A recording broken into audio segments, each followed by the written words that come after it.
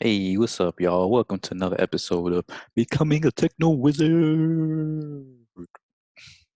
Sorry for missing the episode the last 2 days. Been like working and just hanging out with my family. Um, and today we're gonna have our final client meeting. That's super exciting. But honestly, the reason I'm doing this today, this particular episode, is because I just couldn't focus on my work. All right. Um, and specifically today is because I found this dude called what's his name? Paul Robertson. Paul Robertson is a big musician back in like the 1950s and stuff like that. Recently just randomly came across him and some of his was looking at some of his videos. He had some really powerful political activist kind of thoughts and ideas and stuff like that. And it infected me, man. Like in the middle of this interview he did with some Australian, radio show in like 1958. He dropped this bomb. He said in the middle of his whole, like it's a whole 30-minute thing. In the middle, he dropped this thing. It was like, this is back in 1958. He said, in order for the African community, we say call us Negroes. That was the term back then for Black folks.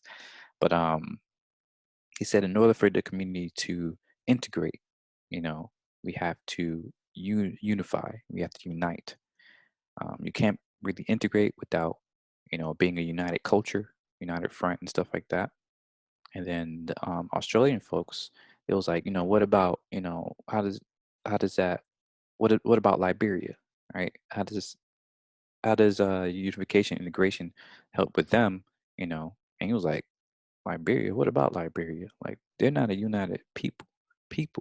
He said, this is back in 1958. He said, Firestone took care of that.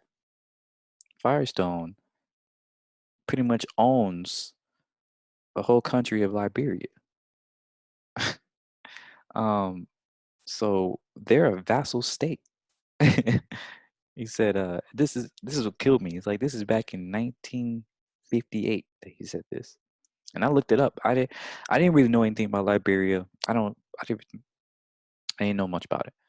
So when I looked it up, I was like, hey, what happened to Liberia? What's wrong with Liberia? And I was like, oh, whew, whoa. Lo and behold, it's one of the poorest countries in all of Africa right now. And what makes it worse is that Firestone, that's still there. And when I say Firestone, I mean the Firestone, the people that make tires, right? um, these folks, what the state of Liberia today, right? It's the poorest country in the world, and Firestone is having a hard time, with their economy, with their economics and stuff like that. Like their products businesses is not selling much. They're losing a lot of profit, and so they're cutting down. They're laying off thousands of people in Liberia, right? Thousands of people, and what's crazy is that currently they're only making like 76 cents an hour, about $6 a day, and they're trying to cut that down more. I mean, granted, they're trying to say, oh, we pay, compared to the price there to that country, but get this. Firestone got a deal from Liberia almost 100 years ago. They basically the deal went something like they got 6 cents an acre for over 120 acres of land, right? Back in 1929 or something like that. So they had a 99-year deal where they would keep this land. They would only pay like 6 cents an acre for 120 acres of land. And what makes it worse is that because at that point, and this is what really got me going down the rabbit hole is that the country of Liberia was a new country, right? It wasn't even started by like Africans from Africa. It was started by a group of African Americans who were sent to Africa by a group called the shoot. forgot a group, but it's a white group, people from 1860, right? Who believe they're basically trying to get all the black people out of America. I forgot what the group is called. They were trying to get all the black people out of America, so they sent this group, you know, out of America and into Africa. It's like, do your thing, right? So no telling what their education level was, no telling, what their ability was to do anything, no telling what their backing was, anything like that. But these group of people, they tried, they persisted, they created the country of Liberia.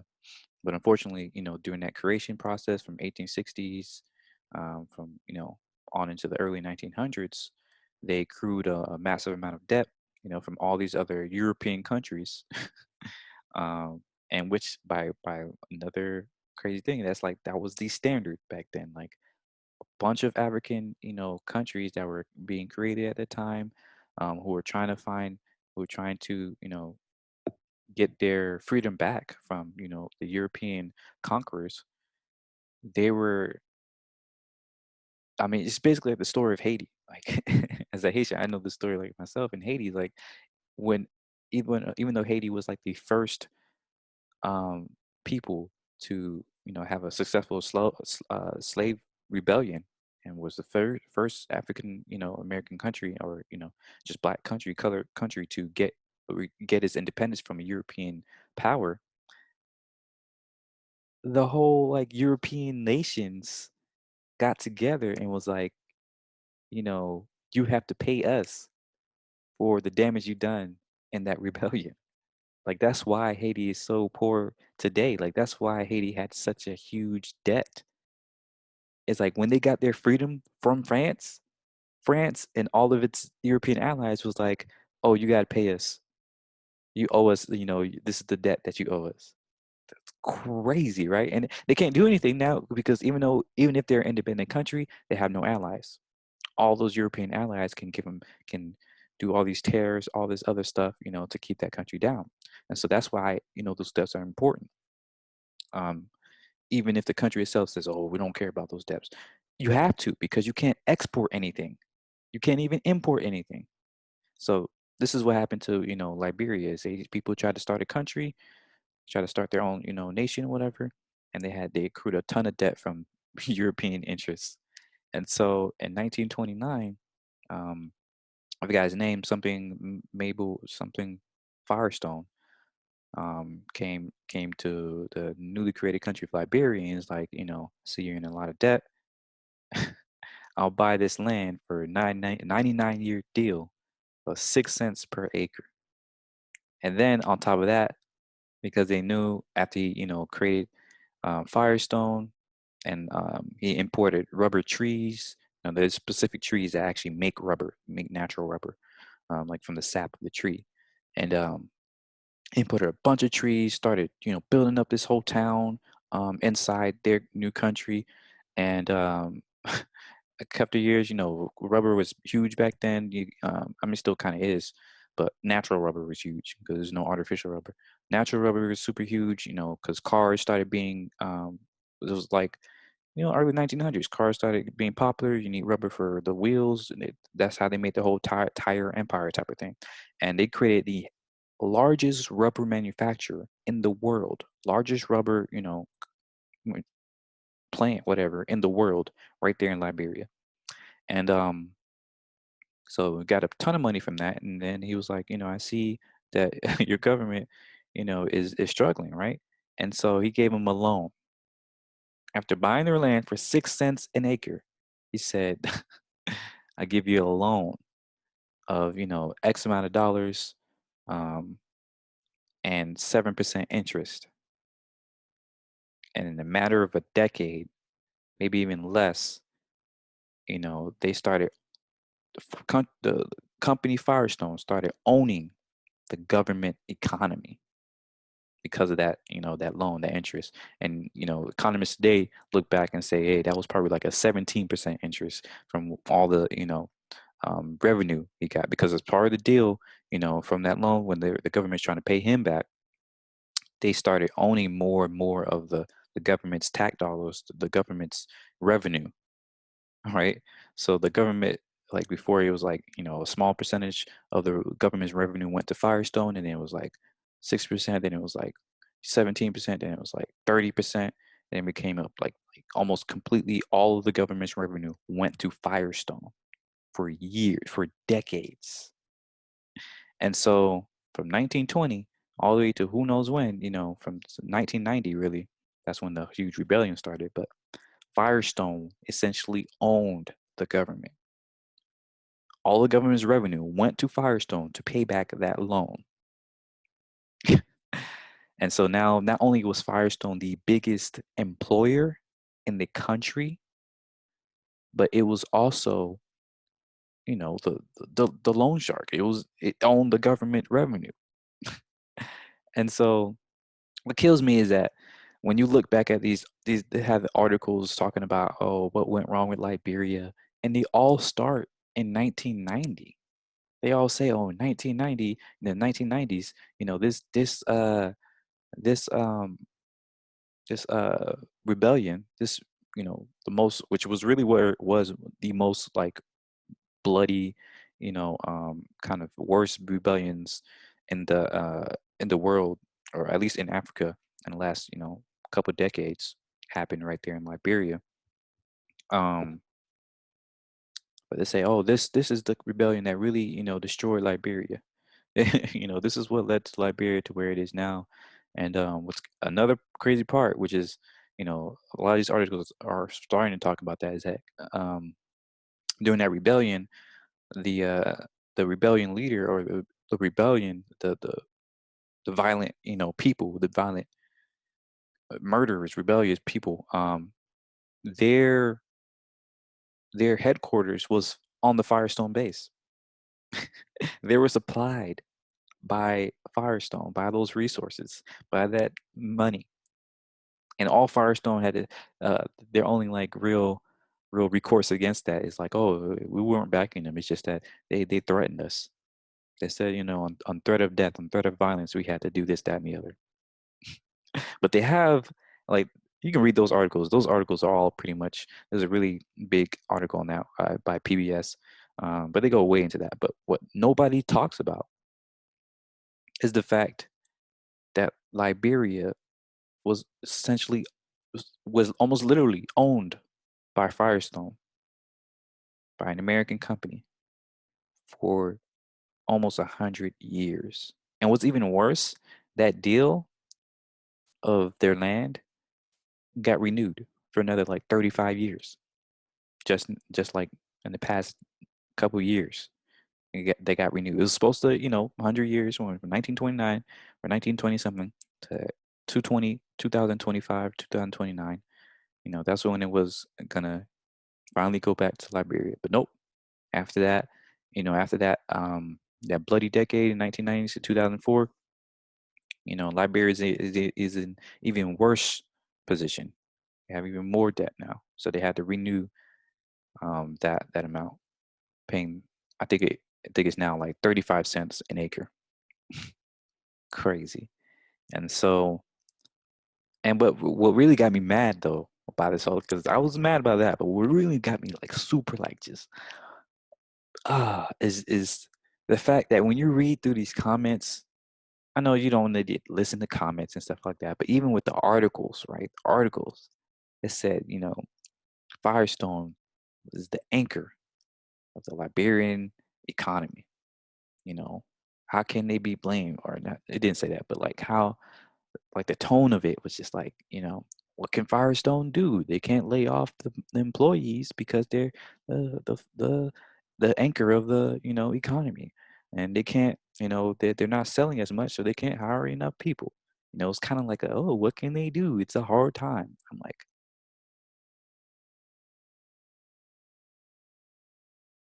the anchor of the economy. They own the economy. They own the Liberian government, and all those comments are like, oh, you can't fault the a public company for giving people food and this, that, and the other. That's the government's job. Firestone is essentially the government. If you own the government's revenue for over for almost a century, where is that money coming from? What is the government going to do for the people? Man, it's absolutely crazy. Like, and it's what makes it worse, even worse than that, is that this is basically a story that can be told about almost every African country today. Almost every African country, something like this has happened. And something like this is why Africa is where it is today. It's just, man. But I've always been interested in like doing some type of podcast or like series just talking about, getting down into the history of Africa and not just, what happened from colonialism, but also talking about like ancient African history. Because I feel like the biggest problem with Africa is that people don't even know the history. They don't know that Africa had massive civilizations for centuries. Like it was the Mecca, it was the center of the world before Europe was even like civilized. It's crazy, like, and there's barely anything left to show for. That's what makes it like super frustrating and like almost depressing. Um, the only reason why it's not depressing to me is because I see it as a opportunity to like highlight where Africa came from and to highlight the fact that, you know, Africa has always been this way and that we have something to go back to and something to educate ourselves with and to look back to in order to build a better future. Because I'm always trying to figure out how to build a better future. And to do that, you have to learn your history. You have to learn the past because that teaches you where you were. That teaches you how you got here.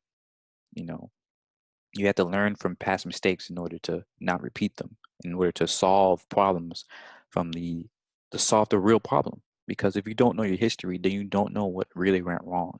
And so any problems that you're solving is really just, you know, addressing the symptoms, not the actual underlying cause, not the underlying disease, not the diagnosis. And so, man, I just really got me today. So I wrote this whole thing because I'm probably gonna. I'm not sure if I'm gonna say all this in the podcast, but it's been in my head, so I'm gonna say it. I'm gonna say all this now. All right. So I'm thinking the podcast is gonna start something like this. All right. So I'm gonna have this point of this. It's gonna say so a little background. So um most likely gonna call the podcast something like Building Wakanda. I started a little bit um with another person. We did like a couple practice episodes, but we wanted this podcast to be like a not like my podcast. My current, well, it's not current. I kind of stopped on that now, but I have my own podcast called Thoughts of a Trillionaire, which is really just just off the top, just talking. It's like just like these videos, but I wanted to do something that's more research that it's not exactly scripted, but allows me to have time to know what I'm going to talk about and to research all of those things, create talking points. And so when I say, hey, this is what happened, this is what happened, I'm referring to factual evidence. I can point people to, the research. And yeah, so that's what all the things I want to do for that podcast. And I want to go into like the history. It's going to focus, of course, on Africa. Going to go into the history, ancient history, colonial history, and then and relate all that to where Africa is now. And then from there, we'll be able to take that and go to where we can be in the future. And so I wrote this because it was just on my mind. I'm probably not going to go because, like I said, I don't really like scripted podcasts. Even if it's going to be prepared and I'm going to have talking points, I don't like scripted things. But I wrote this, and I feel like it's better said than as a essay. So I'm gonna say it. There we go. So the point of this podcast is not to aggrandize African history and treat it like it was perfect. It's to simply educate and elucidate you on the fact that Africa has a history at all. Africa did not get where it is today simply because it was always like this. Everything changes, everything has a cause and a history into it. And I want to share Africa's history so that we may finally accurately trace back the current state to those historic events. And from there, we may actually solve these problems from first principles. So if you have ever Googled like why is Africa poor? Why is it unsafe? All these other things about Africa, then you are privileged, whether you're black, white, whatever. You're privileged. You have you're in a privileged position right now. And if you are privileged enough to judge Africa and to Google these things about Africa, then it behooves you to also educate yourself on Africa. The fact of the matter is, the people and geography of Africa has experienced pretty much the most violent cases of destruction and whitewashing in any other region in the recorded history of the world. Of the world. All right. So what has been done to Africa is like it's like if the Ottomans conquered all of Europe, then burned just about every single thing down to the ground. Imagine what Europe would be like if all of its history, from the ancient Greek cities to the French catacombs to the Roman structures and even the Germanic, you know, movements and the Portuguese boats and all this were obliterated into historical ashes. How much regard would we care for ancient Greece if almost none of its stories and art and structures existed today? If all those architectures, all those stories of the Iliad and all that stuff was nothing, was never to be found, what would Athens be without a single standing structure left? What would we care about the Spartans or the Phoenicians or the Spanish if absolutely none of their accomplishments made it past the Ottoman Empire's occupation? So think about that real hard before you just dismiss the whole of Africa as a shit country that is known for nothing more than poverty and corruption and slave fodder. So just imagine where we'd be today if the entirety of Western culture was effectively erased 200 to 300 years ago. And all that remained today was Middle Eastern interests carving up all of Europe for themselves. Imagine what our culture would be like if the Saudis got to destroy European history, culture, science, and all other forms of Greco European civilization from the face of the earth so well that the only thing that we know about Europe today was that there used to be Neanderthals there and that there used to be pagan witches, that they did witchcraft there. That's all that we would know about Europe. And now, once you visualize the current day of impoverished state of Africa across all of Europe and how much we would have missed, once you've internalized the pain of the whole continent and history and culture of Europe, all of its people, all of its history, all of everything that you know about Europe. Imagine all of that summed up as a shit country that's always been uncivilized and impoverished. Just concatenating the whole of a continent and all of its history into it's some backwater country.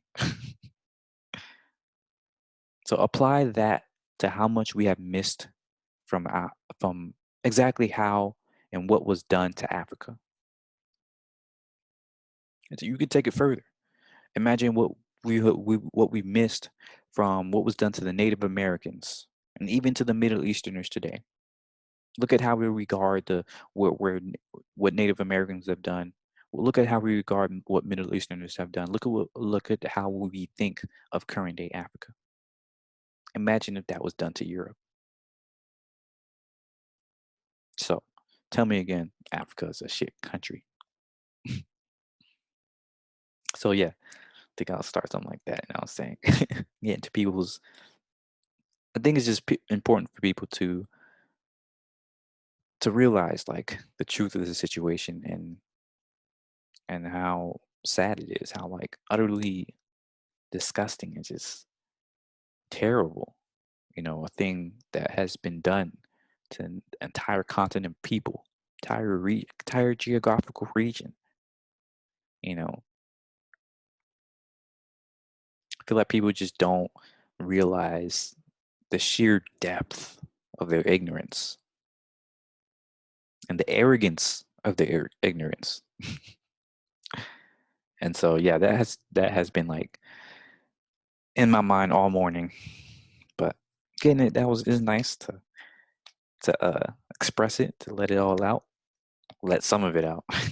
Still a lot more I want to talk about, but um, yeah, it's good to share that, and I hope to um, you know, prepare more of this podcast and hopefully do that this weekend, maybe next weekend after I finish all this class stuff. I'm gonna have break after that, so you can probably spend that time, really preparing for this podcast. Make sure it's really cool, really informational, really um, passionate, and hope you learned something today.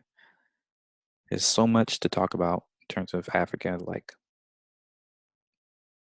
last couple years, been doing a lot of research about it. Um, and I've been able to find a lot. So looking forward to that. But yeah, I'll do another episode probably later today about um my work here.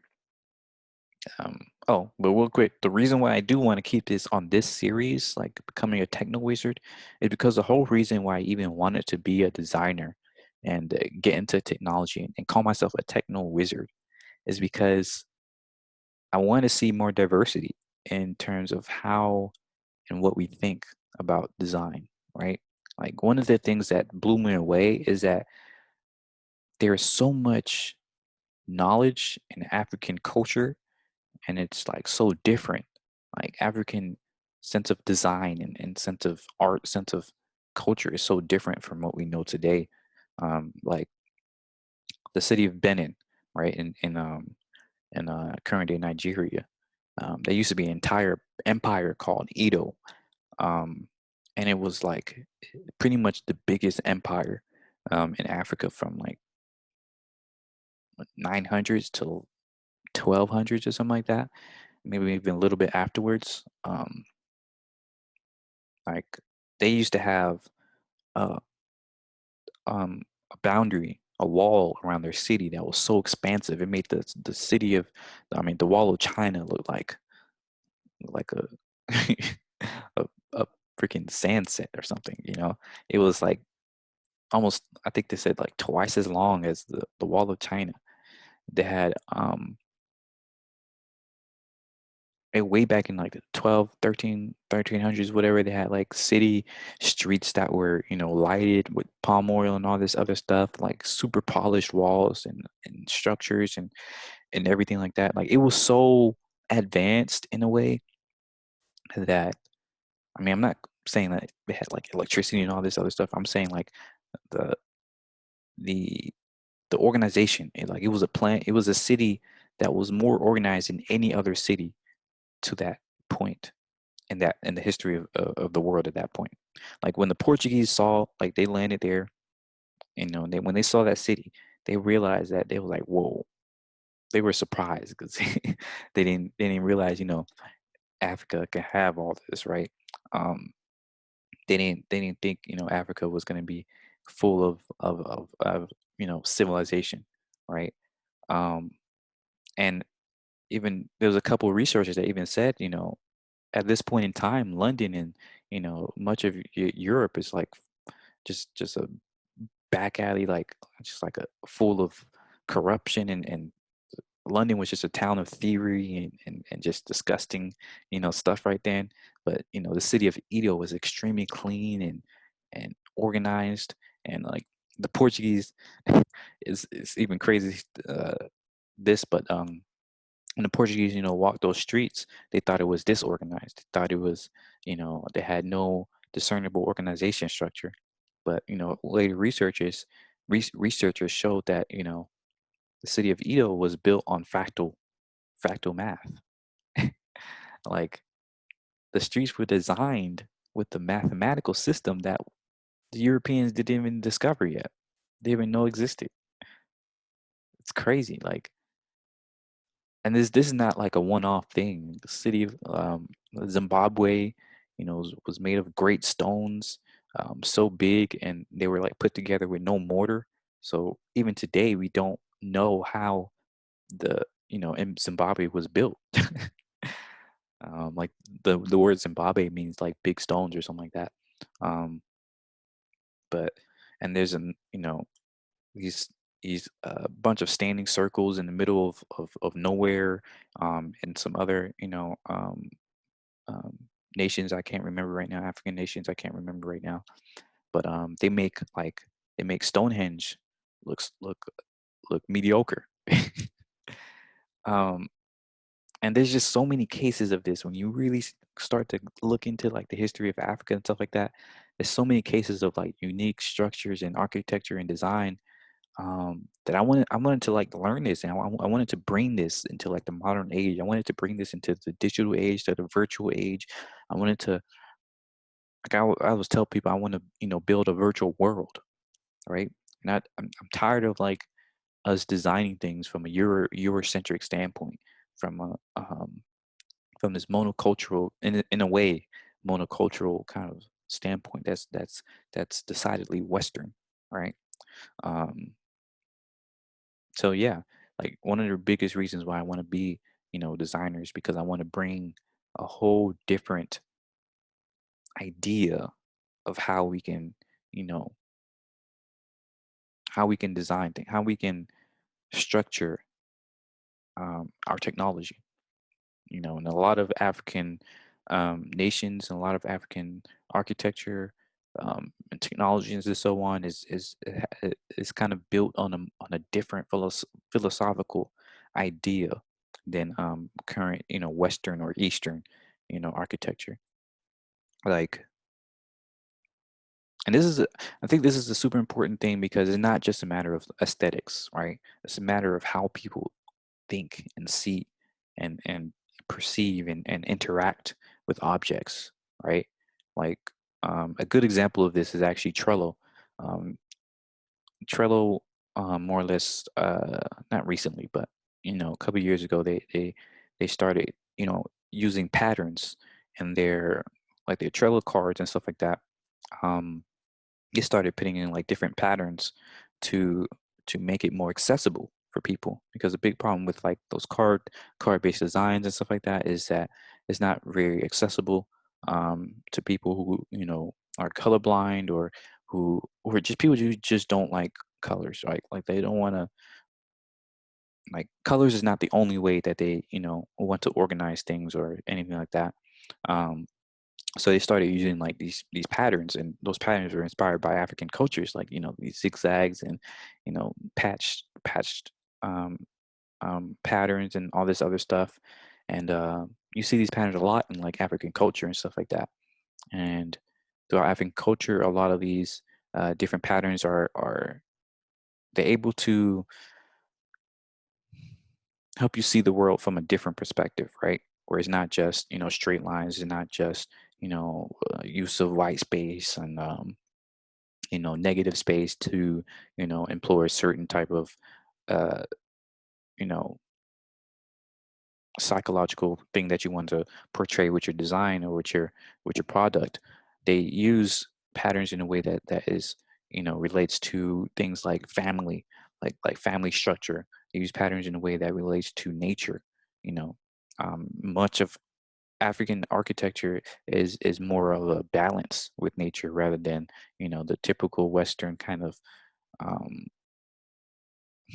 quite frankly, colonialization of nature, where instead of like ripping things down and smacking a bunch of concrete and metal on there, it's more seeing how we can build structures in a way that molds with the nature that is there, in a way that um, allows you to